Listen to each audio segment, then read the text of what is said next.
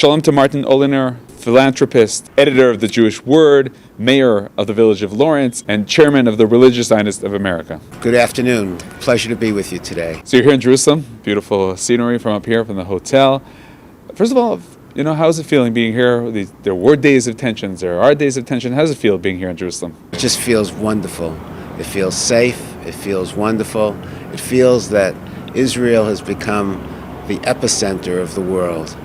Jerusalem has always been the most important city in the world, as we know. But today it's fair to say that Israel, politically, economically, in every which way, has become the center of the world, the place to go to, the place. And we're here, of course, at the gathering of the Conference of Presidents of Jewish Organizations, a very important gathering. So the conference does extraordinary things. Malcolm Hoenlein is at the edge of all that happens in the United States. He represents 50 important Jewish community organizations that are focused on everything that's important internationally.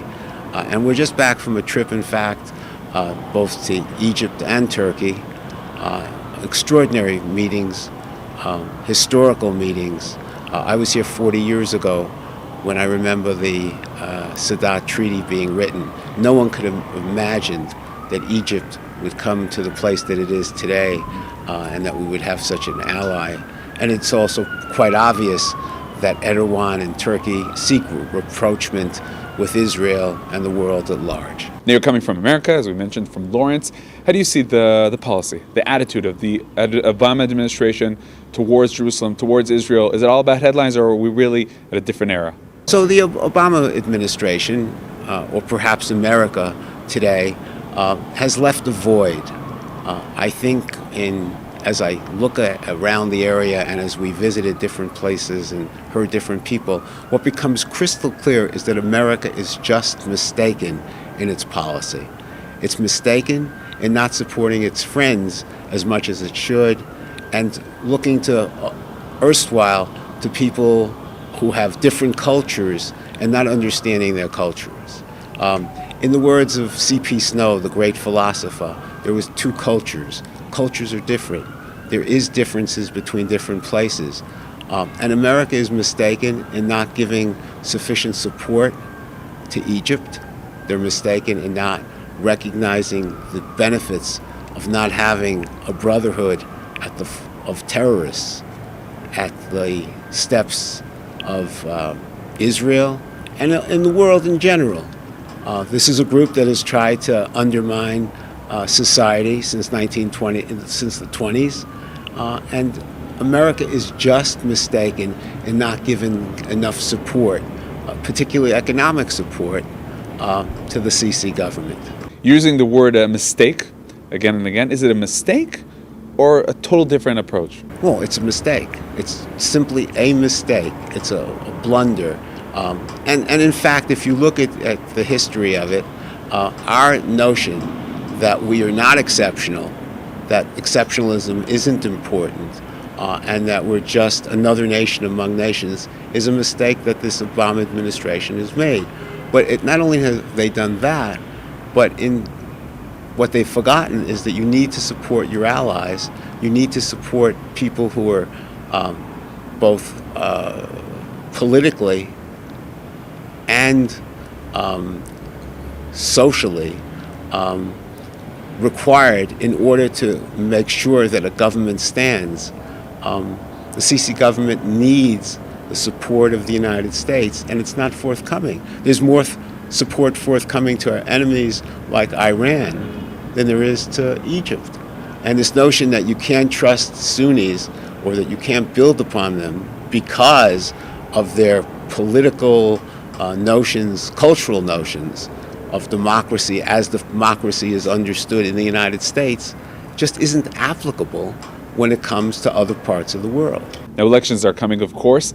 Is this an issue at all, or is it mainly about internal social issues? No, there's no question that this lack of exceptionalism, that the notion that we are not a special country and that we are just another country, if you will, has led to the rise of a nationalistic fervor that hasn't been seen in the United States ever.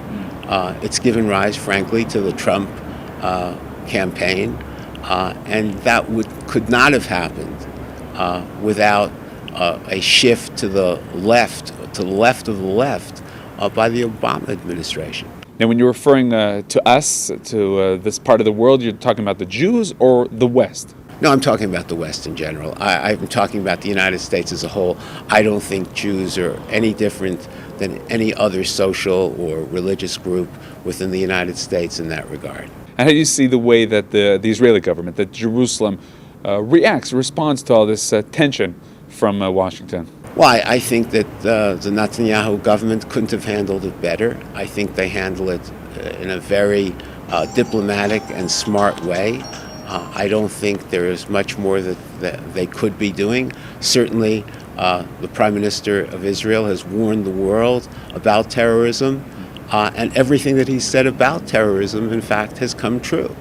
So we have an increased amount of terrorism throughout the world, and I think now that the world is feeling that it has given rise to different allies and different alignments. But that could have only happened because the United States has left a void in the region. By withdrawing from the region and not focusing sufficiently on what its responsibilities are, it has left place for Russia to come in, and it has placed an enormous void. That void, interestingly, is now being filled locally. So you have countries like Cyprus, Greece, coming together for the first time, and in a coalition with Israel, which Israel undoubtedly will lead. And you have countries like Egypt joining along. And who could have believed that among our allies, at least our subtle allies, would be most of the Arab League nations? So it's not so simple. Is there any way to go back to what it used to be? Well, things are upside down right now. The world is upside down. One could never have believed that these coalitions were possible. But on the other hand, I'm not sure that a lot of this isn't going to come out for the better. What we will see, I think, with time is a weakening of Hamas. I think that the nation states will have to understand, all will have to understand, that there is no place for terrorism. But not only is there no place for terrorism, there is going to be eventually, in my view at least, a bend even in the social media and how social media works in the recruitment of terrorists. And I think that what we're going to see is the world coming together. I don't think we're going to see the end of the world. We're going to see a new beginning, which is going to be brighter and shinier. And I think most of the sunshine will be here in Israel. As the song goes, it's the end of the world as we knew it. Exactly. Martin Oliner, thank you very much. My pleasure.